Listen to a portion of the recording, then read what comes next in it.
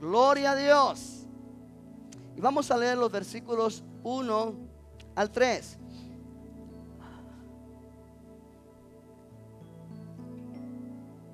Oh, precioso Dios. 1 al 3 y luego el versículo 29 y 30. Dice así la palabra del Señor. Habló Jehová a Moisés después de la muerte de los dos hijos de Aarón, cuando se acercaron delante de Jehová y murieron. Y Jehová dijo a Moisés: di a Aarón tu hermano que no en todo tiempo entre en el santuario detrás del velo, delante del propiciatorio que está sobre el arca, para que no muera. Porque yo apareceré en la nube sobre el propiciatorio. Con esto entrará Aarón en el santuario con un becerro para expiación y un carnero para holocausto. Versículo 29. Y esto tendréis por estatuto perpetuo. En el mes séptimo, a los 10 días del mes, afligiréis vuestras almas y ninguna obra haréis, ni el natural, ni el extranjero que mora entre vosotros, porque en este día se hará expiación por vosotros, y seréis limpios de todos vuestros pecados delante de Jehová. Vamos a orar y vamos a pedir al Señor su bendición para esta enseñanza en esta noche, que pueda ser de bendición a cada uno de nosotros. Padre, ahora que venimos a tu palabra, oramos que seas tú, por medio de tu Espíritu Santo, quien nos des el entendimiento adecuado para nosotros aprender tu palabra, recibir, apropiar estas verdades que van a traer fruto en nuestra vida, porque es tu palabra. Oro en el nombre de Jesús que me des a mí la habilidad en esta noche de poder entregar esta enseñanza con claridad y con poder a tu pueblo, y que tu nombre sea glorificado. En el nombre de Jesús te lo pedimos. Todos dicen amén. Gloria al Señor. Puede tomar su asiento. Qué bueno que estamos acá una vez más, como lo anuncié la semana anterior. La semana anterior hablamos acerca de las diferentes ofrendas o sacrificios en el tabernáculo durante el tiempo del Antiguo Testamento. Comenzó en el tabernáculo, luego siguió en el templo que Salomón levantó al Señor o edificó al Señor. Y allí en esas ofrendas explicaba la semana anterior que el concepto nos enseña el deseo de Dios de tener compañerismo con su pueblo. ¿Se acuerda? El deseo de Dios de tener comunión, compañerismo con su pueblo.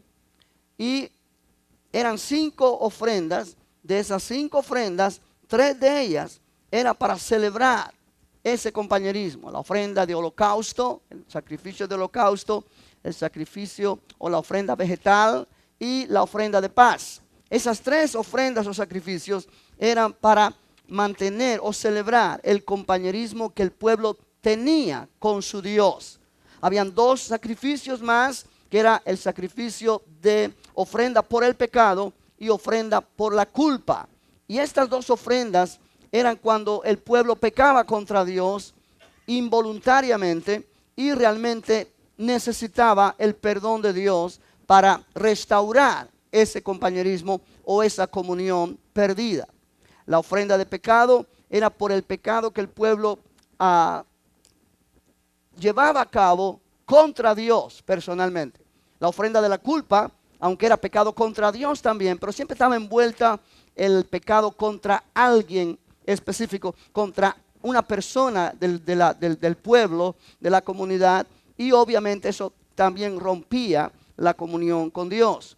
Pero ambas o de estas ofrendas por el pecado y por la culpa era con el propósito de que la persona pudiera restaurar la comunión con Dios después que había pecado. Dios sabe que el hombre peca. Dios sabe que el hombre falla.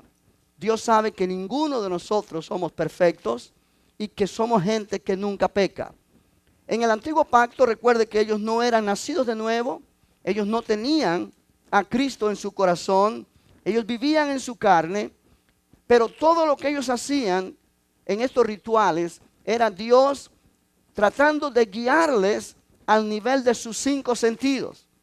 Eran cosas que tipificaban cuando Cristo viniera y hiciera el sacrificio perfecto por nuestros pecados. Hoy día ya nosotros estamos al lado de acá de la cruz. Jesús murió por nosotros, resucitó de entre los muertos. Al recibir a Cristo nacimos de nuevo, entramos en compañerismo con Dios, y esa comunión con Dios pues obviamente es lo que produce el gozo de lo cual estábamos cantando hace un momento.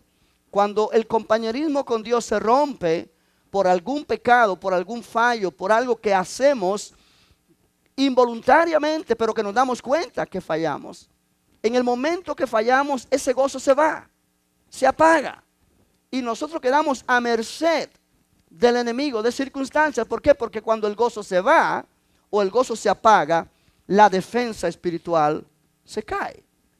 Es por esa la razón que es tan importante en el momento que nosotros fallamos a Dios, el Espíritu Santo nos redarguye inmediatamente confesar nuestro pecado a Dios, sea pecado grande o sea pecado pequeño, cualquier pecado.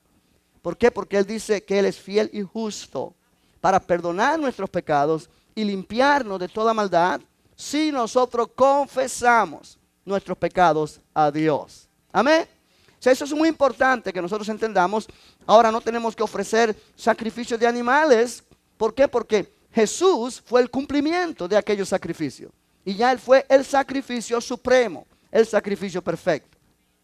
Ahora, todas esas ofrendas y sacrificios que se hacían diariamente, entienda esto, porque diariamente el hombre falla, diariamente el hombre peca. O sea, esto era algo diario. La gente tenía que traer estos sacrificios diariamente. Y yo mencionaba la semana pasada que los 3 sacrificios de celebrar la comunión, el compañerismo, eran voluntarios. Pero estos últimos 2 eran requeridos, eran obligados. ¿Por qué? Porque era necesario para que el adorador pusiera su fe en la sangre de aquellos animales y pudiera restaurar la comunión con Dios y vivir una vida más victoriosa. ¿Me está entendiendo? Ahora, estas 5 ofrendas eran diariamente, pero eran el resultado o eran aceptadas por Dios, basadas en lo que se hacía una vez al año, lo que se llama el gran día de la expiación.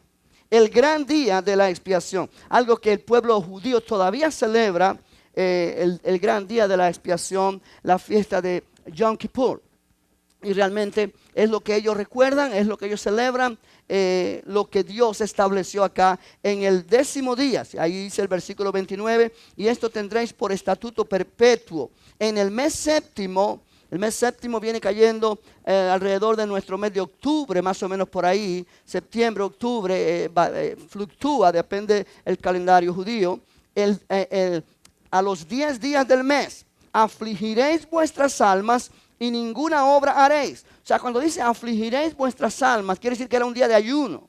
Era un día de ayuno porque era un día de dolor, era un día de aflicción, porque era un día donde recordaban su pecado delante de Dios. Y lo que iba a pasar en ese día era muy importante para ellos. Lo vamos a mirar en un momento. Afligiréis vuestras almas y ninguna obra haréis, ni el natural ni el extranjero que mora entre vosotros, porque en este día se hará expiación por vosotros y seréis limpios de todos vuestros pecados delante de Jehová. Seréis limpios delante de Jehová de todos vuestros pecados. Yo quisiera que mirara una vez más ese versículo 30. La importancia de este día. Dice Dios, porque en este día se hará expiación. La palabra expiación significa se cubrirán los pecados. Se hará expiación por vosotros y seréis limpios de todos vuestros pecados delante de Jehová. Amén. Gloria al Señor. De manera que yo he puesto por título en esta noche a esta enseñanza así: el gran día de la expiación. El gran día de la expiación. Y es importante notar, Levítico 10:16 nos da las instrucciones que Dios mandó a Moisés acerca de este gran día de la expiación, el cual es un tipo de Cristo en su sacrificio en la cruz del Calvario. O sea que este gran día de la expiación era algo que se hacía una vez al año, pero simboliza el sacrificio de Jesucristo. Un hombre de Dios, un teólogo de tiempo atrás, Mackintosh, dice así: debemos clasificar el capítulo 16 de Levítico, dijo él, entre las secciones más valiosas e importantes de la escritura inspirada. Debemos clasificar este capítulo 16 de Levítico entre las secciones más valiosas e importantes de toda la inspiración de la escritura. El día de la expiación fue el más importante en el sistema de la ley de Moisés. ¿Por qué? Porque ese día la eliminación del pecado, oye bien esto, recibió su máxima expresión. Ese día la eliminación del pecado recibió su máxima expresión. Ahora, es interesante esto que voy a decir ahora. Dios les muestra al pueblo su deseo de estar en medio de ellos, pero les alerta en cuanto a la manera correcta en que ellos deben acercarse a Dios. Si mira el capítulo 16, verso 1, dice, habló Jehová a Moisés después de la muerte de los dos hijos de Aarón, cuando se acercaron delante de Jehová. ¿Y qué pasó?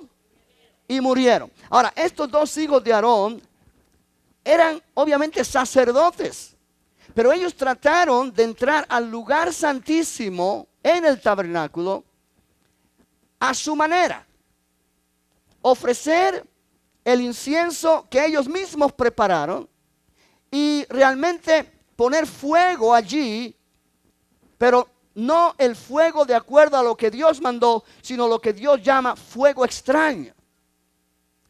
Y aquí me llama la atención. Yo quiero que tú mires en el capítulo 10, por un momentito, en el versículo 1. Iglesia, cuando nosotros estudiamos la escritura, nos debemos de dar cuenta cuán grande es la santidad de Dios. ¿Ok? Amén. Aleluya. Vamos a ver si lo puedo poner aquí para que usted lo vea bien. Dios le muestra su deseo a ellos de estar en medio de su pueblo, pero les alerta en cuanto a la manera correcta de acercarse, porque Él es un Dios, ¿qué? Santo. Él es un Dios santo.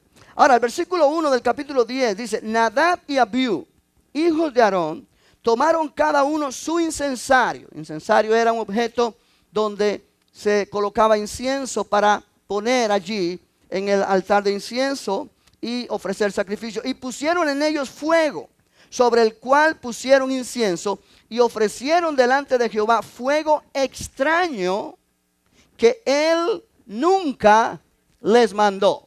Ahora, si miramos un poquito antes, en el capítulo 9, en el versículo 24, vamos a leer el 23 también. Dice, y entraron Moisés y Aarón en el tabernáculo de reunión, una vez que se ofrecieron los sacrificios como era correcto. Y salieron y bendijeron al pueblo, y la gloria de Jehová se apareció a todo el pueblo. Y salió fuego de delante de Jehová, y consumió el holocausto con las grosuras sobre el altar. Y viéndolo todo el pueblo alabaron y se postraron sobre sus rostros. Ahora, este fuego vino de la presencia de Dios.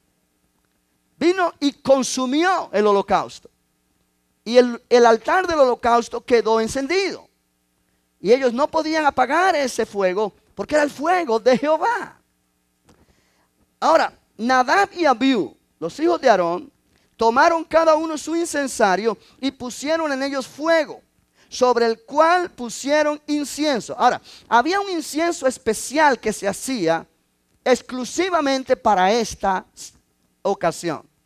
Era hecho con diferentes productos que realmente daba un olor especial. O sea, no podía ser cualquier incienso. Este incienso no se podía usar para ninguna otra cosa, solamente para ofrecerlo al Señor en este día específicamente. Ellos tomaron y pusieron incienso sobre el incensario de ellos, pero no fue el incienso que Dios mandó, y ofrecieron delante de Jehová fuego extraño que Él nunca les mandó. Y salió fuego de delante de Jehová. ¿Y qué pasó? Y los quemó y murieron delante de Jehová. Ahora, eso me dice a mí algo interesante. Dios quiere que su pueblo le adore. Dios quiere que su pueblo tenga comunión con Él. Dios nos ama. Pero la santidad de Dios es tan inmensa, tan completa, tan absoluta, que esa santidad no tolera nada que es pecaminoso. Nada. En base a eso, nadie se puede acercar a la presencia de Dios si no está autorizado por Él. Amén. Nadie. ¿Por qué? Porque el ser humano es pecador. Está contaminado. Y no es compatible con la santidad de Dios. Estos dos hombres eran sacerdotes, Nadab y Abiú. Pero ellos hicieron las cosas a su manera. Ellos desafiaron la palabra de Dios. Y quisieron entrar a la presencia de Dios a la manera de ellos. Y el resultado fue que fuego salió de la presencia de Jehová, los quemó y murieron delante de Jehová. Entonces dijo Moisés a Aarón: esto es lo que habló Jehová diciendo: en los que a mí se acercan, me santificaré. Y en presencia de todo el pueblo seré glorificado. Y Aarón cayó. Yo pienso que Aarón se sintió terriblemente mal. Eran sus hijos. Pero él no pudo hacer nada al respecto. Él entendió que sus hijos hicieron algo totalmente incorrecto. Ahora, en base a eso, en el capítulo 16, Dios habla a Moisés para que ellos entiendan que es el deseo de Dios que ellos se acerquen a Él. Es el deseo de Dios habitar en medio de su pueblo, pero ellos tienen que hacer las cosas a la manera de Dios. Capítulo 16, verso 1, una vez más, dice: habló Jehová a Moisés después de la muerte de los dos hijos de Aarón, cuando se acercaron delante de Jehová y murieron. Y Jehová dijo a Moisés: di a Aarón tu hermano que no en todo tiempo entre en el santuario detrás del velo, delante del propiciatorio que está sobre el arca, para que no muera, porque yo apareceré en la nube sobre el propiciatorio. Ahora, los errores de Nadab y Abiú, el pecado de ellos, el fallo de ellos, allí lo he puesto en forma de un bosquejo. Usaron fuego no proveniente del altar. No proveniente del altar del holocausto, donde el fuego de Jehová vino y consumió el holocausto. Número 2, ellos usurparon el derecho del sumo sacerdote. Ellos no tenían derecho a hacer lo que hicieron. Ellos eran sacerdotes, pero no eran el sumo sacerdote. Número 3, ofrecieron bajo influencia alcohólica. En el capítulo 10, no lo leímos, pero en el capítulo 10, en el versículo 9, se nos dice, y yo quiero que lo mire allí rapidito porque es bueno que lo leamos. Versículo 9, tú y tus hijos contigo no beberéis vino ni sidra cuando entréis en el tabernáculo de reunión, para que no muráis. Estatuto perpetuo será para vuestras generaciones, para poder discernir entre lo santo y lo profano, y entre lo inmundo y lo limpio. Aleluya. O sea, ellos ofrecieron este sacrificio bajo influencia alcohólica. Número 4, ellos usaron incienso extraño, no el que estaba autorizado por Dios. Y número 5, no respetaron lo establecido. Note 5 razones por las cuales estos muchachos o estos hombres murieron instantáneamente. Ellos retaron a Dios. Y con Dios no se juega, obviamente. Amén.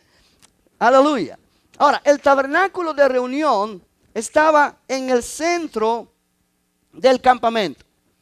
Si usted mira allí, se puede mirar que en el centro está el tabernáculo.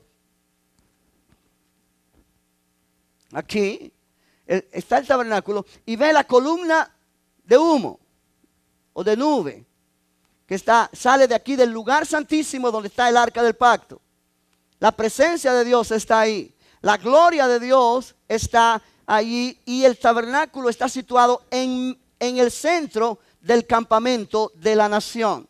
Todos estos son las diferentes tribus de Israel que están situadas en sus tiendas de campaña, pero el tabernáculo está en el centro. Dios quiso estar morando en el medio, en el centro de su pueblo. Amén. O sea que Dios quiere estar cerca del ser humano. Dios ama la comunión con el hombre. Este era su pueblo en aquel tiempo y Dios ama. La Biblia dice en este tiempo que nosotros somos el templo del Espíritu Santo. La iglesia es el templo de Dios. Cada creyente, cada cuerpo nuestro es el templo del Espíritu Santo. ¿Por qué? Porque Dios ha querido venir a vivir en medio de su pueblo. Y ahora en el nuevo pacto ya no solamente ha venido a vivir en medio de su pueblo como comunidad, sino en medio de cada creyente individualmente. Esto es asombroso. Amén. Dios es bueno.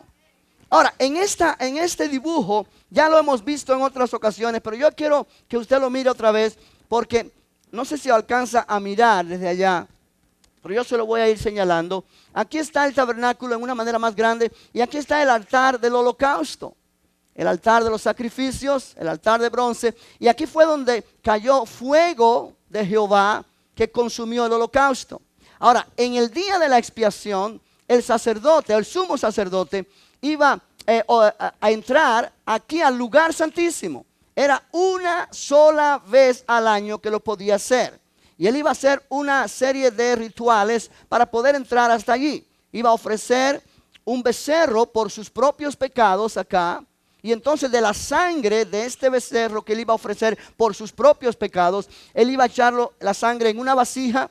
Luego iba a venir aquí a la fuente de bronce y se tenía que lavar bien de toda su inmundicia y contaminación. Se cambiaba sus ropas, ya no iba a tener aquel vestuario que yo les enseñé el otro día, sino que iba a ser vestuario totalmente de lino fino blanco. Realmente esa era la ropa indicada para poder entrar al lugar santísimo. Él iba a pasar con esa sangre del becerro aquí al lugar santo. Aquí en el altar del incienso, él iba a tomar de allí incienso, lo iba a poner en su incensario y entonces iba a haber mucho humo que iba a llenar toda esta parte del tabernáculo con mucho olor agradable a Dios.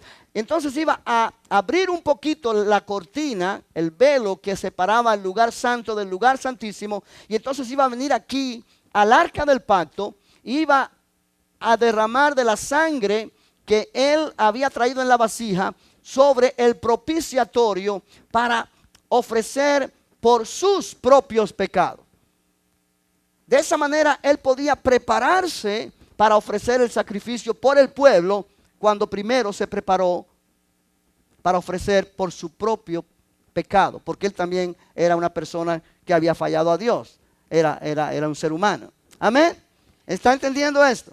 Entonces es interesante, ahí está, este es el sumo sacerdote, pero ese es en su ropa de gala o en su ropa que él siempre usaba. Él tenía que quitarse esa ropa y ponerse solamente ropa de lino fino para entrar al lugar santísimo. Él ofrecía allí, en ese altar, el becerro y otros sacrificios iba a hacer en nombre del pueblo. Y luego iba a lavarse aquí en la fuente de bronce. Y luego iba a entrar al lugar santo, iba a ofrecer allí en el altar de incienso, a sacar de allí incienso para que se llenara de humo todo aquel lugar y entrar con ese humo al lugar santísimo y ofrecer la sangre que iba a derramar sobre el propiciatorio. Ahí se lo estoy mostrando. Este es el incensario que él usaba, un incensario de oro para esta ocasión. Otros incensarios para otras ocasiones los sacerdotes los usaban de bronce, pero el sumo sacerdote lo usaba de oro para esta ocasión que era una sola vez al año. Este es el velo del templo que tenía una altura considerable y un grosor bastante grande, y él iba a tratar de abrir por un poquito para poder entrar. Aquí está el velo medio abierto y se alcanza a ver el arca del pacto detrás. Él iba a entrar allí cuando todo eso estaba lleno del humo y del perfume del incienso, llenando todo ese lugar. De modo que él casi no podía ver el arca del pacto. Él iba caminando allí rápido, ofrecer lo que iba a ofrecer y tenía que salir rápido de allí. Y aquí está el arca del pacto donde él iba a poner en el propiciatorio, que es esta parte de acá, arriba, en medio de los dos querubines. Aquí iba a derramar la sangre ofrecida por sus pecados para poder realmente recibir el perdón de sus pecados. En efecto, el propiciatorio también se llama el asiento del perdón o el asiento de la misericordia. Aquí podemos tener una vista también del arca del pacto y dentro se mira lo que es las tablas de la ley, la vara que reverdeció y la urna con el maná que Dios hizo descender sobre el pueblo, que estaba allí como un recordatorio de cómo Dios alimentó a su pueblo sobrenaturalmente. Y este es el propiciatorio, la parte de arriba del arca, que era la tapa, y es allí donde se depositaba la sangre derramada en este gran día de la expiación. El velo era lo que dividía al lugar santo del lugar santísimo. Cuando Jesús murió en la cruz del Calvario, la Biblia dice que cuando Él murió, en el momento que Él murió, el velo del templo se partió, se rasgó.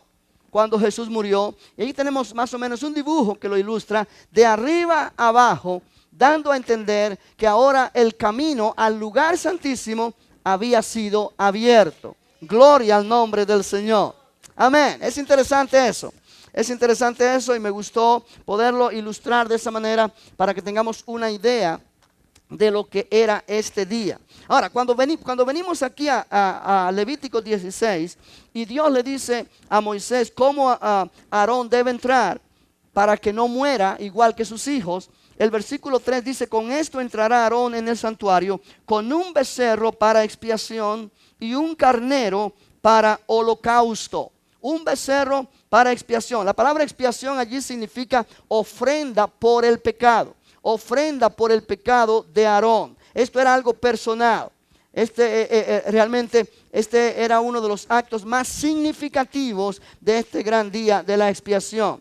El sumo sacerdote lleva una vasija con sangre hasta donde está el altar, la fuente de bronce, como le indiqué en el dibujo. Allí se lava el cuerpo con agua, luego pone sus vestiduras de lino blanco, toma una vez más la vasija y la lleva al lugar santo.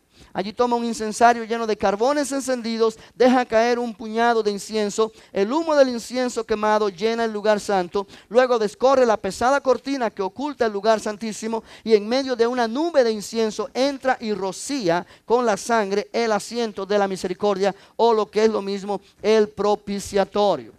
Ahora leemos el versículo 4, dice: se vestirá la túnica santa de lino y sobre su cuerpo tendrá calzoncillos de lino y se ceñirá el cinto de lino y con la mitra de lino se cubrirá. Son las santas vestiduras, con ellas se ha de vestir después de lavar su cuerpo con agua. Y de la congregación de los hijos de Israel tomará 2 machos cabríos para expiación y un carnero para holocausto. Ahora note que él tomó un becerro para ofrenda por el pecado de él y un carnero para holocausto por él. El holocausto, recuerde que significaba entrega total a Dios.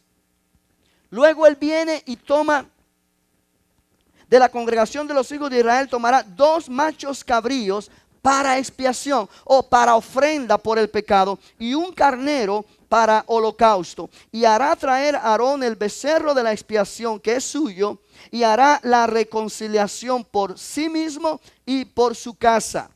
Después tomará los 2 machos cabríos y los presentará delante de Jehová a la puerta del tabernáculo de reunión. Y echará suertes a Aarón sobre los 2 machos cabríos. Este asunto de suerte era algo que se establecía en el Antiguo Testamento. No es que Dios, no es que Dios apoya que nosotros juguemos a la suerte. Okay. Esta era la forma de ellos de recibir dirección de Dios. Recuerde que ellos no tenían el Espíritu Santo para que los guiara. Entonces, ¿qué pasa? Habían ciertas, los eruditos nos dicen que era como una caja y en esa caja habían como dos piezas de madera, podían haber sido de oro después, y cada una de estas piezas estaba con una marca.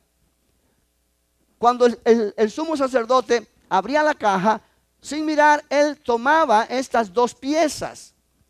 Y cuando él sacaba esas piezas con sus manos, depende de la marca de las pedacitos de madera que tenía, le iba a indicar cuál de los 2 machos cabríos iba a usar para ofrecerlo como ofrenda de pecado, sacrificio a Dios en el altar del holocausto. y la otra iba a ser para poner las manos sobre un animal vivo, un macho cabrío vivo, y lo iba a enviar al desierto, después que él confesara los pecados y las iniquidades de todo el pueblo sobre aquel animal.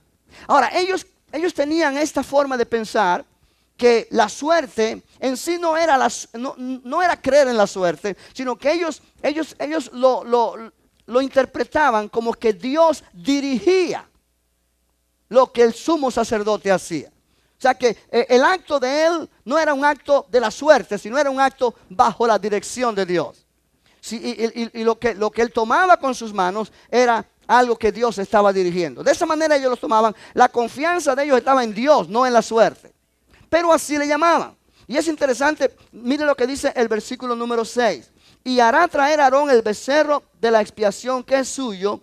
El 7. Después tomará los 2 machos cabríos y los presentará delante de Jehová a la puerta del tabernáculo de reunión. Y echará suertes a Aarón sobre los 2 machos cabríos, una suerte por Jehová y otra suerte por Azazel. Ahora, este nombre Azazel es muy significativo, pero es muy complejo también. Es complejo porque tiene varias interpretaciones. El nombre Azazel solamente aparece en la escritura en este capítulo, en 2 o 3 versículos de este capítulo, y le han dado diferentes significados los eruditos. Yo quiero leerte lo que un escritor dice basado en el conocimiento del lenguaje hebreo y de las costumbres de aquel tiempo. Dice él: la identificación del macho cabrío vivo, liberado como Azazel, necesita aclararse debido a que el término hebreo Azazel ha sido traducido al menos en 4 maneras distintas. La primera dice, el nombre Azazel, muchos lo interpretan como una referencia al macho cabrío mismo. O sea, macho cabrío de escape o que se va. Y esto era lo que el macho cabrío así iba a hacer. Iba a irse fuera a un lugar deshabitado. Pero hay otra segunda interpretación de este nombre. Muchos dicen Azazel como nombre propio se refiere a los poderes del mal o a un demonio del desierto, incluso a Satanás mismo. De modo que los pecados de Israel eran devueltos a su fuente original. Una tercera interpretación dice que este nombre Azazel es como un término con el significado de precipicio rocoso, del cual el macho cabrío era empujado de espaldas para que muriera. Y número 4, como un término abstracto que significa completa destrucción, total remoción o algo semejante. Ahora, en base a esas 4 formas de interpretar el nombre, que la voy a ir repitiendo porque sé que ya no te acuerdas, porque no está fácil de acordar, vamos a ir leyendo el pasaje y vamos a entender el significado de esto. Una vez más, el versículo 8. Y echará suertes a Aarón sobre los 2 machos cabríos, una suerte por Jehová y otra suerte por Azazel. Y hará traer a Aarón el macho cabrío sobre el cual cayere la suerte por Jehová, y lo ofrecerá en expiación o como ofrenda por el pecado del pueblo. O sea que lo matarán y lo pondrán allí en el altar del sacrificio, en el altar de bronce, y Aarón ofrecerá de esa sangre en el lugar santísimo lo mismo que hizo por su propio pecado. Verso 10. Mas el macho cabrío sobre el cual cayere la suerte por Azazel, lo presentará vivo delante de Jehová para hacer la reconciliación sobre él, para enviarlo a Azazel al desierto.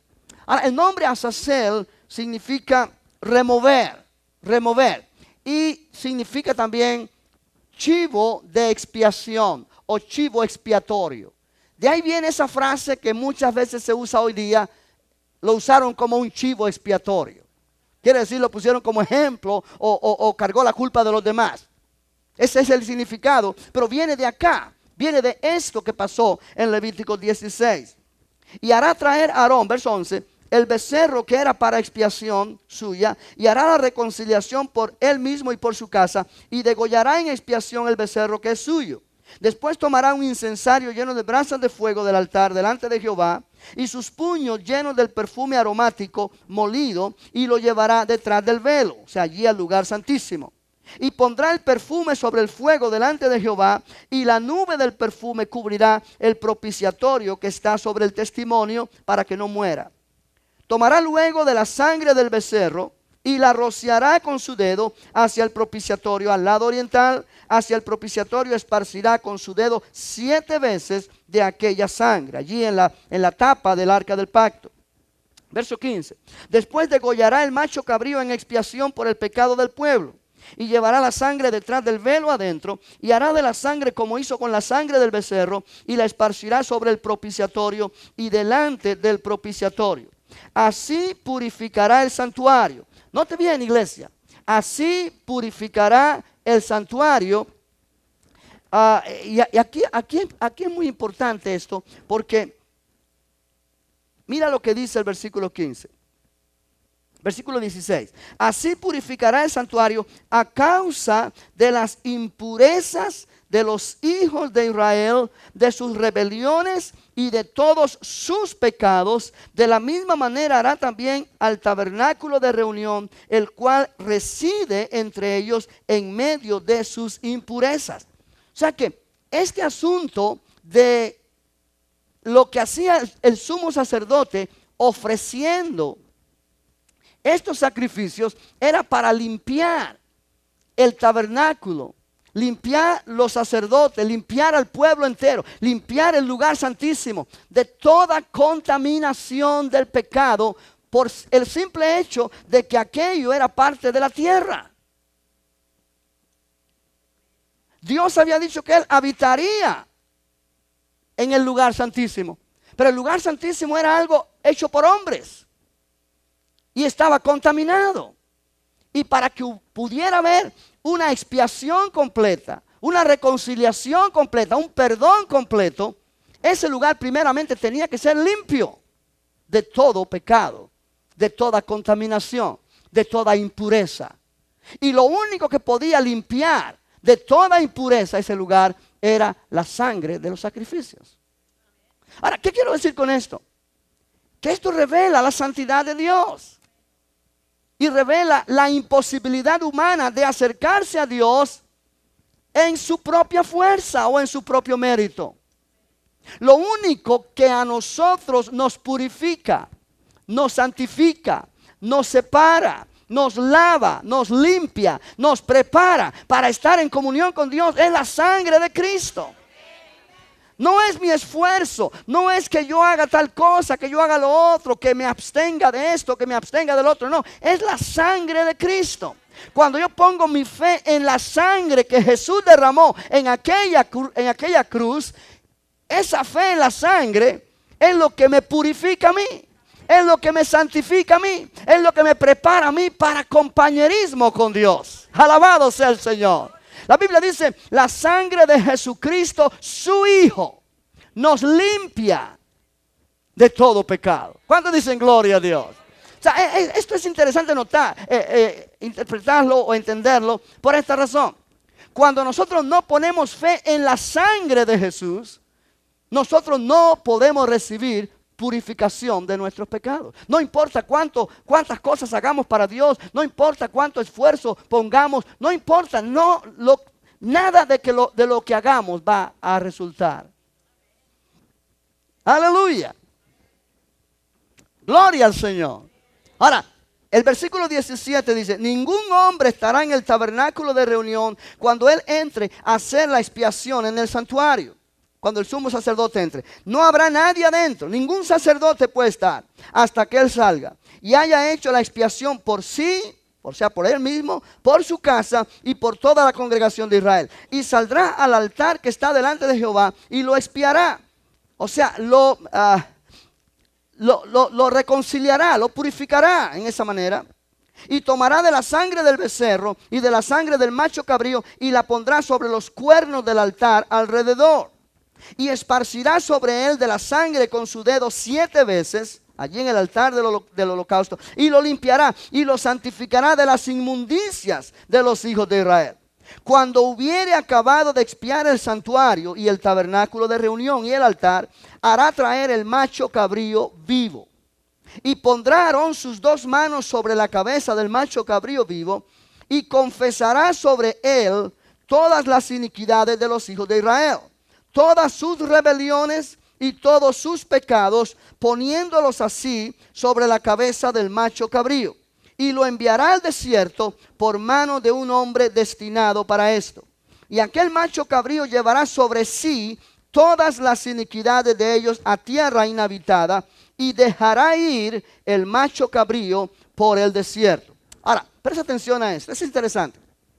Son dos animales vivos que él pide del pueblo, dos machos cabríos. Uno, él le da muerte y ofrece la sangre en el lugar santísimo para purificar al pueblo, purificar el tabernáculo, como he dicho. Cuando él hace todo eso, él regresa y entonces toma el macho cabrío vivo, que es parte de la ofrenda por el pecado también. Entonces, este macho cabrío vivo, él pone sus manos sobre la cabeza de este animal y confiesa las iniquidades del pueblo sobre él. Es un acto simbólico transfiriendo los pecados del pueblo sobre aquel animal que va a ser el sustituto, quien va a llevar sus pecados, los pecados del pueblo, a una región no habitada, a una región de donde este animal no podrá regresar. Se usará un hombre especialmente para esto, y este hombre se encargará de que este animal no regrese. En el tiempo después de esto, en el tiempo de Cristo incluso, había habido otra costumbre en este ritual, que para este día de la expiación ponían varias personas en el camino del templo al desierto, y estaban allí para examinar o mirar cuando este hombre pasara con este animal a esa región no habitada. Y de alguna manera le indicaban al sumo sacerdote allá en el templo que ya había pasado por ahí, que había pasado por el otro lugar, hasta que llegaba al último, digamos así, la última garita. Y entonces el hombre que iba con el animal continuaba y llevaba el animal hasta una como un cerro, y allí lo amarraba y lo lanzaba a un precipicio. Esto no está especificado en este capítulo 16, pero vino a ser la costumbre, el ritual en tiempos posteriores, cuando celebraban los judíos este día de la expiación. Ellos pensaban que el significado del nombre Azazel era destrucción, y que como este animal llevaba los pecados de ellos, era para destruirlos y que no pudiera regresar jamás al campamento, lo cual era simbólico de que los pecados de ellos habían sido quitados de ellos y habían sido puestos sobre un sustituto que los llevó lejos, donde ahora ellos podían estar seguros de que estaban libres del poder y de la culpa del pecado. ¿Sí me entiende lo que estoy hablando? Ahora, cuando uno lee esto y a uno le da cosa, ¿no? ¿Por qué? Porque estamos en un tiempo moderno donde cualquiera dice esto es crueldad animal. Pero esto fue diseñado por Dios. Cuando este animal iba al desierto, iba a un lugar no habitado, un lugar donde no había agua, un lugar donde estaba este animal expuesto a morir por fieras del desierto, o a morir de hambre y de sed.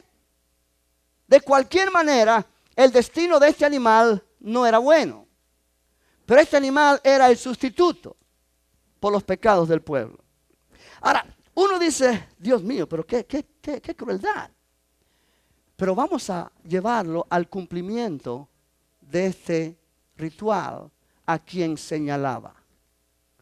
Y señalaba no a otro animal, señalaba al Hijo de Dios. En la cruz del Calvario, Jesús fue el cumplimiento de lo que estos dos animales hacían. Él derramó su sangre como el Cordero de Dios que quita el pecado del mundo, de acuerdo a lo que Juan el Bautista mencionó en la cruz del Calvario. Él derramó su sangre, la cual nos limpia de todo pecado. Aleluya. Pero a la misma vez, Dios puso los pecados nuestros sobre él. De la manera que Aarón puso sus manos sobre la cabeza de este animal y confesó los pecados del pueblo sobre ellos, de la misma manera Dios puso sobre Jesús nuestros pecados. Ahora, una forma de interpretar el nombre Azazel, como le dije hace un momento, era que Azazel era el nombre propio de alguien y se refiere a los poderes del mal o a un demonio del desierto. Los antiguos judíos creían también que Azazel era el nombre de un demonio que vivía en el desierto. En efecto, cuando tú miras la Biblia, se menciona a los demonios en lugares secos. O sea, lugares secos, lugares desiertos, es como una forma de indicación de donde los demonios están. Ahora, Azazel, muchos creían que era el nombre que se le daba a un demonio del desierto. Incluso algunos de los primeros cristianos después de los apóstoles pensaron que aquí Azazel simboliza a Satanás mismo. La Biblia no lo enseña así. Esa fue la forma en que ellos interpretaron. De modo que los pecados de Israel, y esto es lo que ellos pensaron, cuando este ritual se llevaba a cabo, los pecados de Israel eran devueltos a su fuente original, de donde vinieron, del mismo Satanás. Satanás es el autor del pecado en el hombre. Y es el que tiene autoridad sobre el ser humano por causa del pecado. La Biblia dice que Él es el príncipe de la autoridad del aire. El espíritu que ahora opera en los hijos de desobediencia. Entre los cuales nosotros también anduvimos en otro tiempo en los deseos de nuestra carne. O sea que el mundo entero está bajo el maligno. El mundo entero está bajo el poder de este príncipe de las tinieblas, de este Dios de este siglo que tiene el nombre de Satanás y es que es el diablo. Amén. El hombre es pecador y por eso peca. No es que porque peca es pecador, sino que es pecador y por eso peca. Cuando Jesús murió en la cruz, dice la Biblia, mira Isaías capítulo 53. Isaías 53, gloria a Dios. Es interesante, porque lo que ellos hacían, el simbolismo de esto, nos enseña lo que el sacrificio de Cristo logró. Isaías 53, versículo 6. ¿Ya lo encontraste? Dice, todos nosotros, diga amigo, todos nosotros, incluyéndome a mí. Incluyéndome a mí. Nos descarriamos como ovejas, cada cual se apartó por su camino, mas Jehová cargó en él el pecado o las iniquidades de todos nosotros. O sea, este es el cumplimiento de lo que aquel chivo expiatorio hizo. Aarón confesó el pecado de toda la nación sobre aquel animal y lo envió a un lugar deshabitado, a un lugar solitario, como un simbolismo de que los pecados eran quitados del pueblo.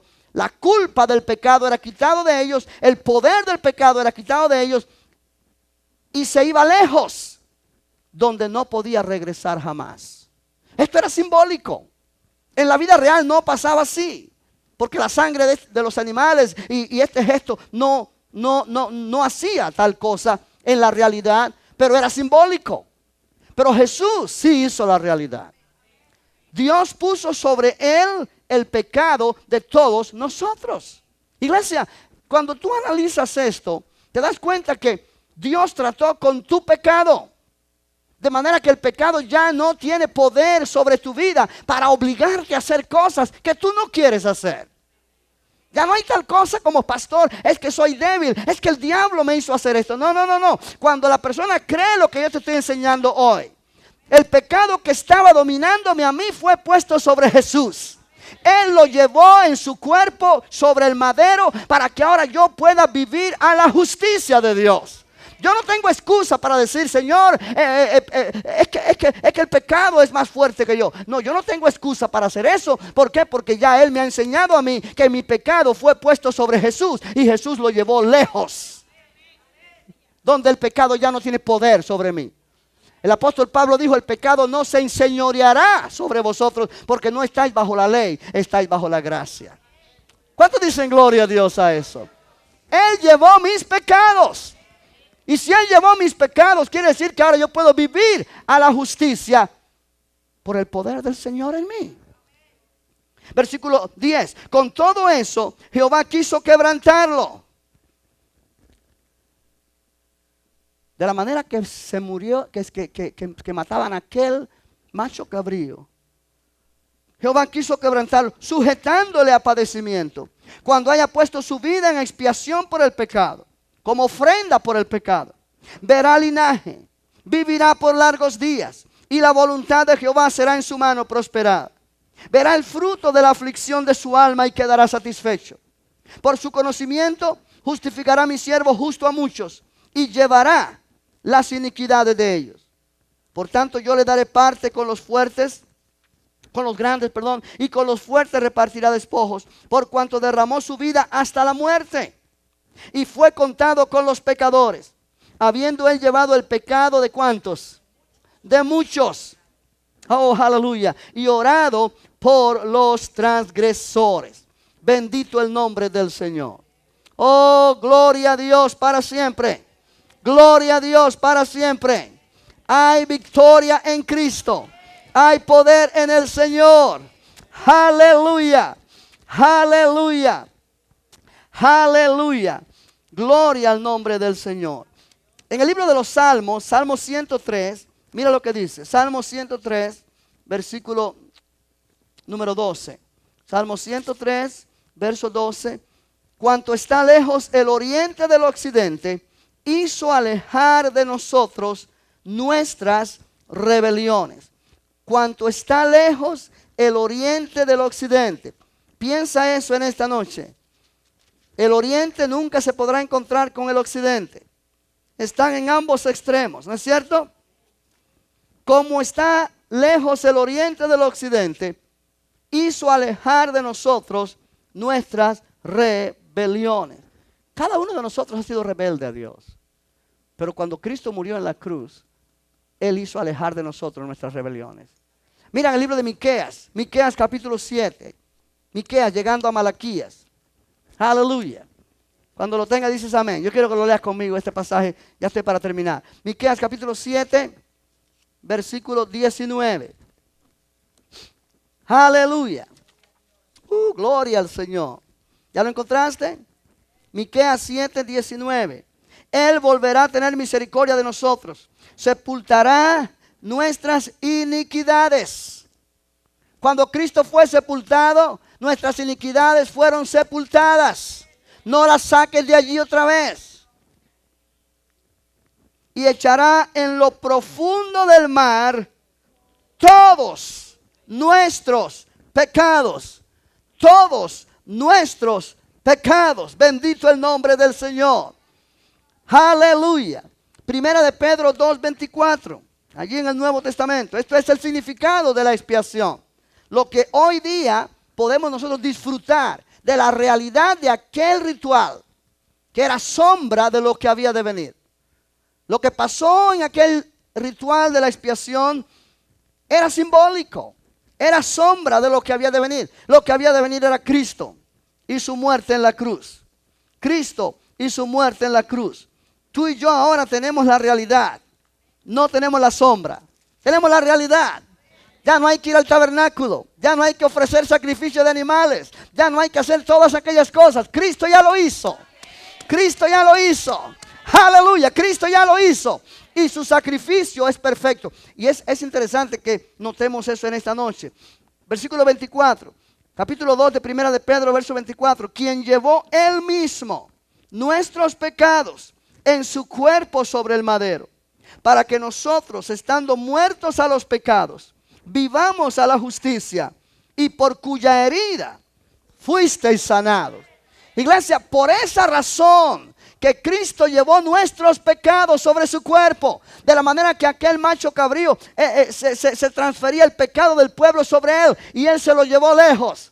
Cristo llevó nuestros pecados en su cuerpo, para que nosotros estemos muertos a los pecados, vivamos a la justicia, pero también para que recibamos sanidad divina en nuestro cuerpo físico, porque nuestras enfermedades fueron puestas sobre Él de la manera que nuestros pecados fueron puestos sobre Él.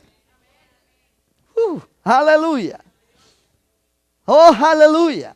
Ahora hay muchos cristianos que no creen esto, y por cuanto no creen esto, así les va.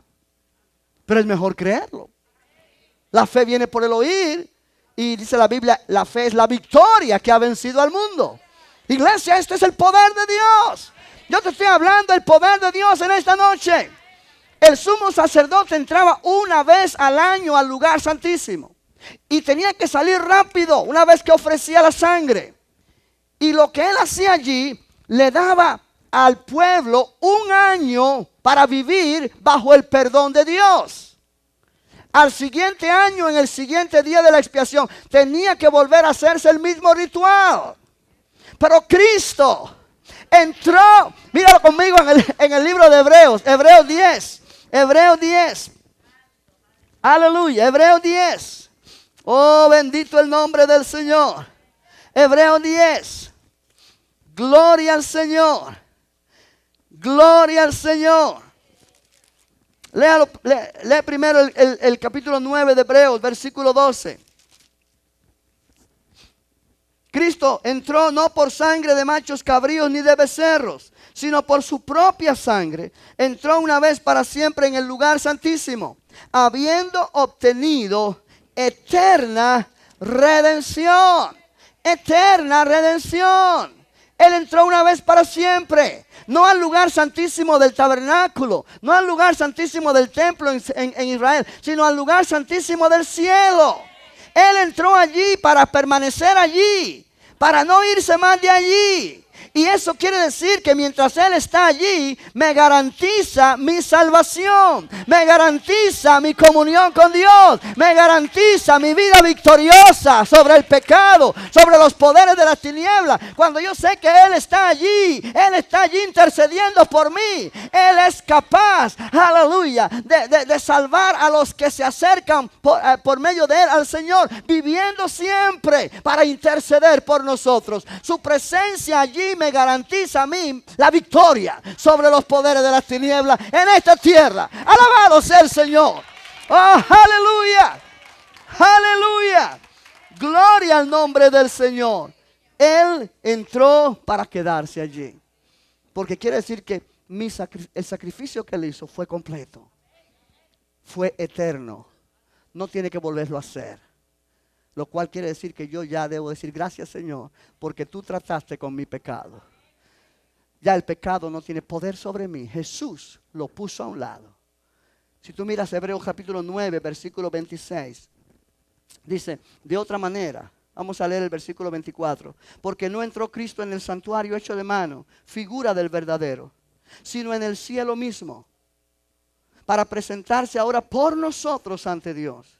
Y no para ofrecerse muchas veces, como entra el sumo sacerdote en el lugar santísimo, cada año con sangre ajena. De otra manera le hubiera sido necesario padecer muchas veces desde el principio del mundo. Pero ahora en la consumación de los siglos, se presentó una vez para siempre, por el sacrificio de sí mismo, para quitar de en medio el pecado.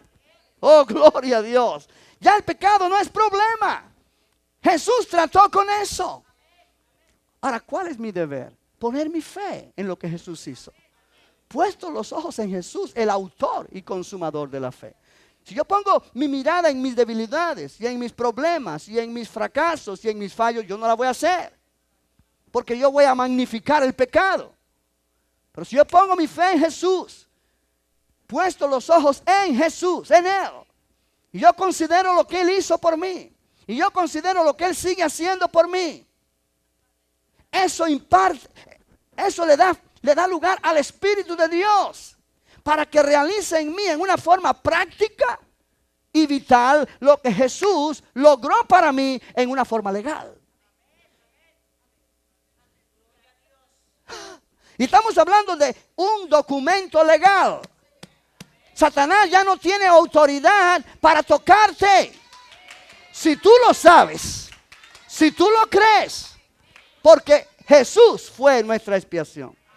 Él quitó nuestro pecado. Él nos reconcilió con Dios. El diablo ya no tiene autoridad. El diablo tiene la autoridad que tú le das. Ahora, esto es poderoso. Por eso es tan importante esta enseñanza. El gran día de la expiación nos enseña a valorar y a entender el sacrificio de Jesús. Él es el cumplimiento de todo esto. Y Él ha dado a nosotros vida y vida en abundancia. Oh, yo pudiera estar hablando aquí horas. Capítulo 9, capítulo 10 de Hebreos. Si tú lo puedes leer en tu casa, abre en tu entendimiento en una manera tremenda. En efecto, ese libro de Hebreos completo es un libro para considerarlo y leerlo y estudiarlo y meditar en él. Son 13 capítulos, pero son capítulos importantísimos. Pero quiero que te pongas de pie. Vamos a darle gracias a Dios en esta noche y decir: gracias, Señor, por la sangre que derramaste en la cruz por mí. Gracias porque allí llevaste mis pecados.